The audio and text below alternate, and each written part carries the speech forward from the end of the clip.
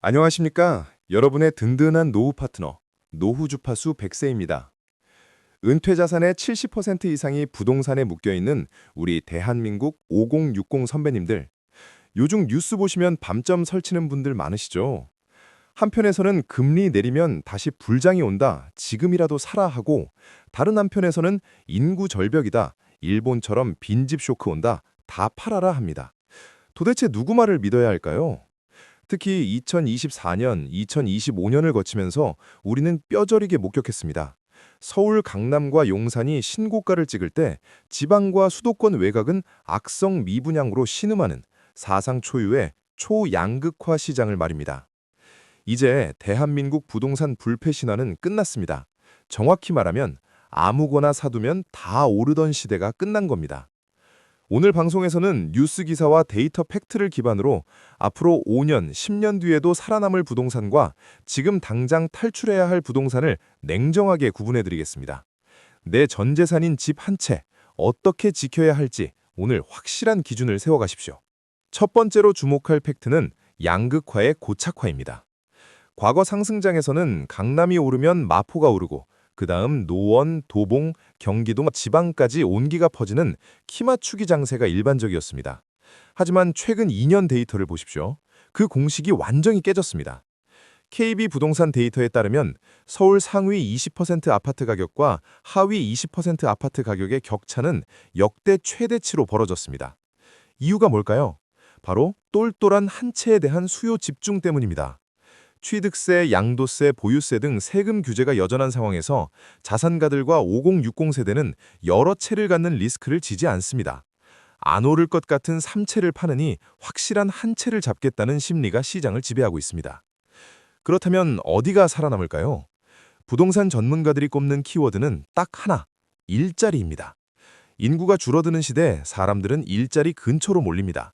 강남, 판교, 그리고 용인 반도체 클러스터처럼 양질의 고소득 일자리가 생기는 곳은 집값이 떨어지지 않습니다.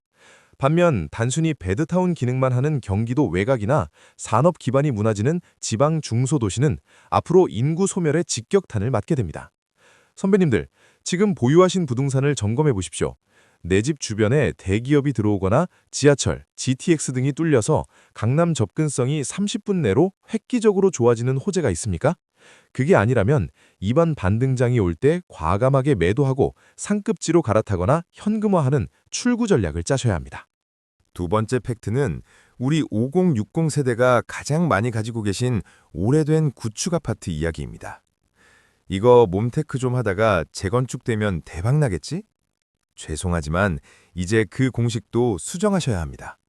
가장 큰 이유는 공사비 폭등입니다. 뉴스에서 보셨을 겁니다. 3, 4년 전만 해도 평당 500만 원 하던 공사비가 지금 800만 원, 900만 원을 부릅니다.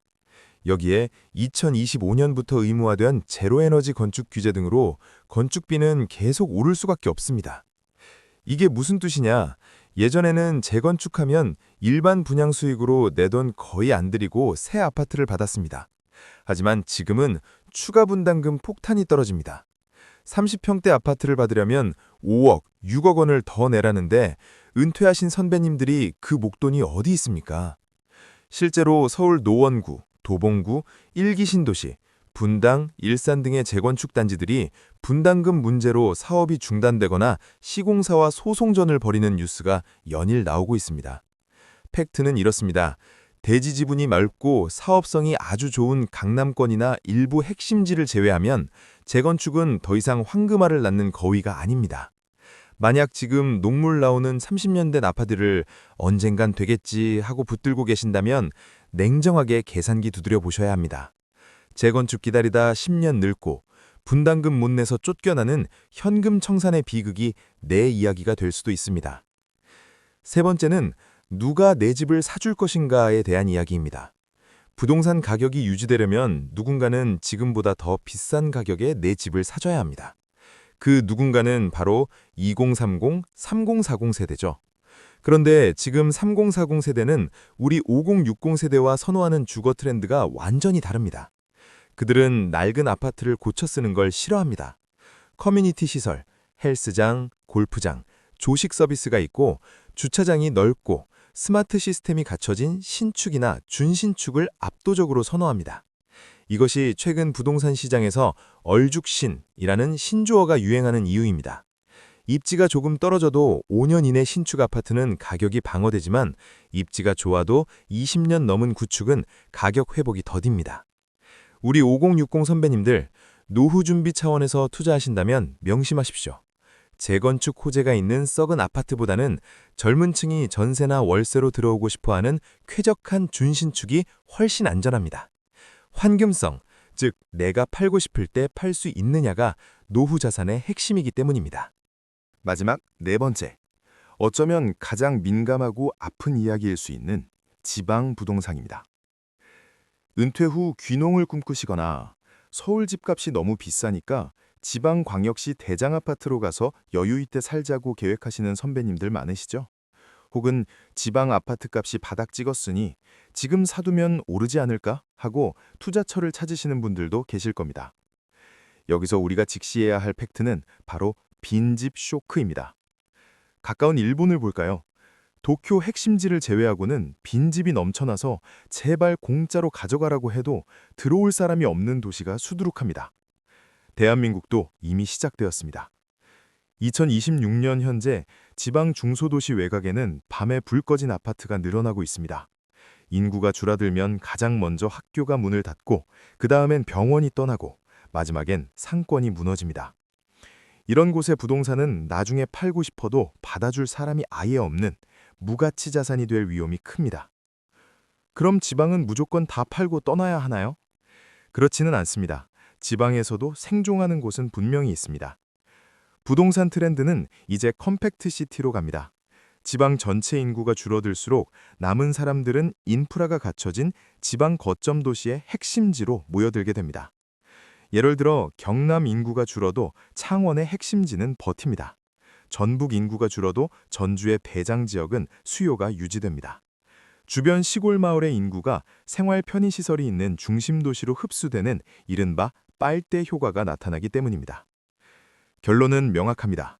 지방에 내 집을 마련하시거나 투자를 고려하신다면 어설픈 외곽이나 읍, 면 단위는 절대 피하셔야 합니다. 그 지역에서 가장 비싸고 가장 학교가 좋고 가장 병원이 가까운 압도적 1급지 딱 한 곳만 살아남습니다. 지방일수록 양극화는 서울보다 훨씬 더 잔인하게 진행될 것입니다. 자, 오늘 2026년 부동산 시장의 4가지 핵심 팩트를 짚어봤습니다. 내용이 좀 무겁지만 우리 소중한 자산을 지키기 위해 꼭 알아야 할 현실입니다. 정리해보겠습니다. 첫째, 서울 내에서도 일자리와 교통이 있는 곳만 살아남습니다. 둘째, 공사비 폭등으로 재건축 몸테크 시대는 저물었습니다. 분담금 감당이 어렵다면 탈출이 답일 수 있습니다. 셋째, 젊은 층은 신축을 원합니다. 환금성을 위해 낡은 집보다는 준신축 위주로 보십시오. 넷째, 지방은 소멸과 집중이 동시에 일어납니다. 지방에 사실 거라면 무조건 그 지역의 1등 입지를 고수하십시오.